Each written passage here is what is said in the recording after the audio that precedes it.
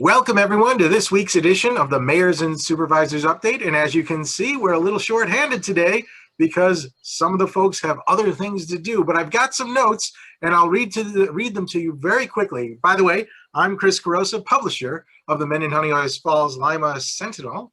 And each week we bring you the Mayors and Supervisors Update.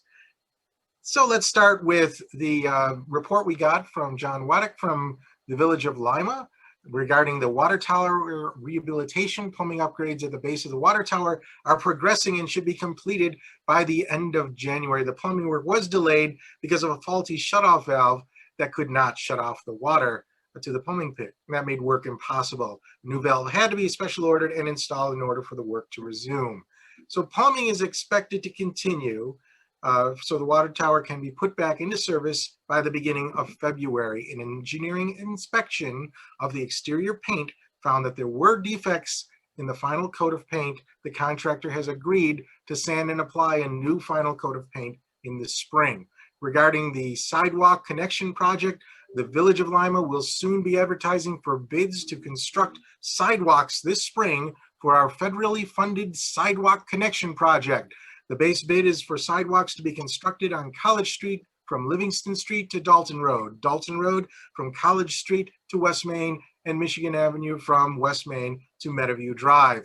If base bids come in below engineering estimates, the village may elect to install sidewalks on other streets previously designated in the project. That's the Village of Lima news. From Eileen, the Village of Scottsville news, the DPW had some light snowfall that they're dealing with. They've been busy working on projects, rebuilding the catch basin on Heather Lane, filling in some potholes around the village, flushing sewers, doing some cleaning and organizing at the garage. Eileen wanted me to remind you that people should continue to wear masks and socially distance and check with monroecounty.gov with regards to eligibility and vaccination sites. People 65 years and older are now eligible to receive the vaccine. Finally, the DPW wants to remind people that there will be snow again and again and again. It is winter after all. That was my editorializing. She didn't write that. Vehicles need to be off the roads between 3 a.m. and 6 a.m. so the crew can get a complete job done of clearing and salting the roads.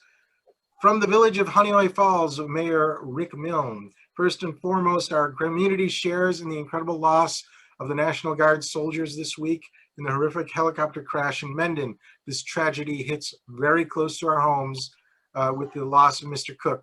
We send our deepest sympathies. The village is entering its budget season and will be much of our focus over the next 3 months. We will be conducting budget workshops and they will be duly posted. These normally take place on Saturdays in February and March at 8 a.m. While they have been open to the public in the past, it is assumed at this point in time, these meetings will be virtual. Our fire and ambulance services remain very busy. The HFMA, Honeoye Falls Men and Ambulance, has had another record year in call volumes, but continues to have a very high response rate. Certainly, there are times that due to multiple calls within our district, or even when we're running a mutual aid, calls elsewhere, we too have to have another agency cover for us, but that is very common. We appreciate the incredible medics we have that respond with great compassion. The Honeoye Falls Fire Department has also been very busy over the past year. We seem to have had much more extensive calls with response to more working fires and major emergencies.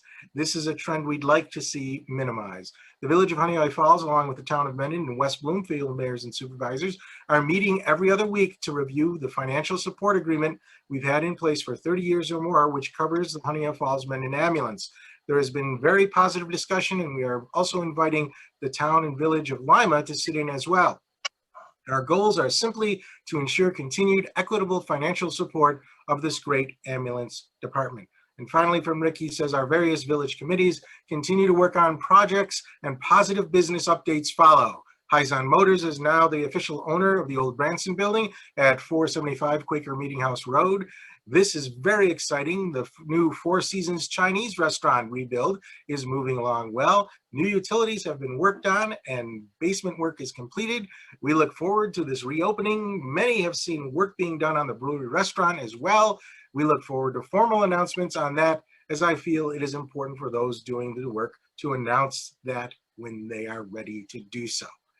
And with that, we'll turn it over to Todd Campbell, the supervisor of West Bloomfield. And Todd, you do not have to speak as fast as I do. I could try, but I don't think I could keep up. Thanks, Chris.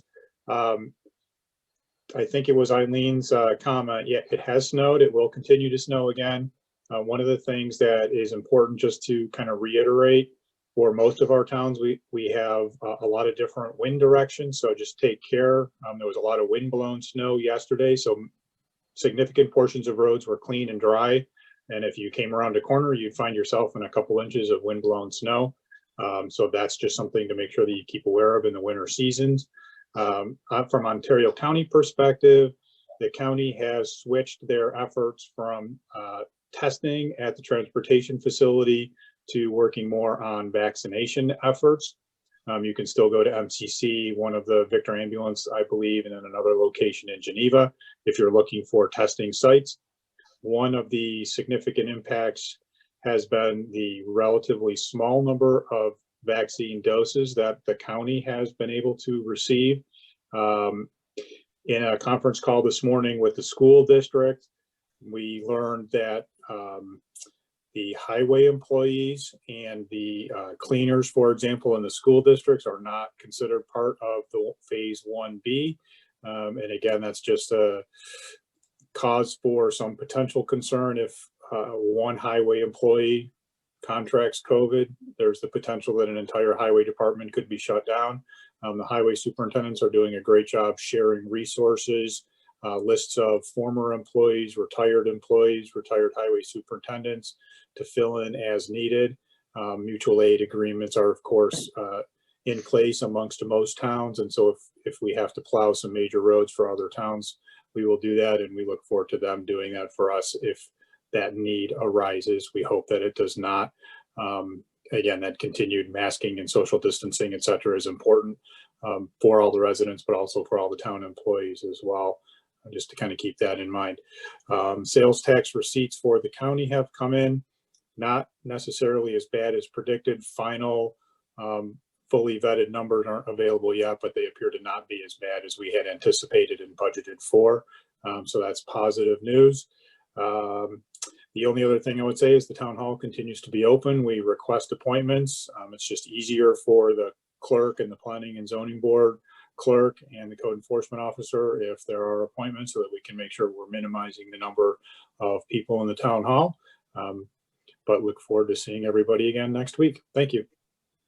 Thanks, Todd. Mike, how are things in Lima? Things in Lima are copacetic right now. Snow removal and salting, of course, is in full swing. 582-1443 is the number for the highway department. If anyone has an issue that is plowing, salting related, do not hesitate to call and bring it to their attention. The elevator installation process is ongoing. The door transitions were put in this week, with the door assemblies next. All of the tracking and platform and all that is already installed. Very interesting to watch it all come together. I expect the project will be completed by March. Tax collection here, still ongoing. Just to remind everybody, there is a drop box available on the west side of the building next to the parking lot. Drop your taxes in there if you like, and we will mail you a receipt. Planning is ongoing for the annual Lima Crossroads Festival, July 29th through August 1st.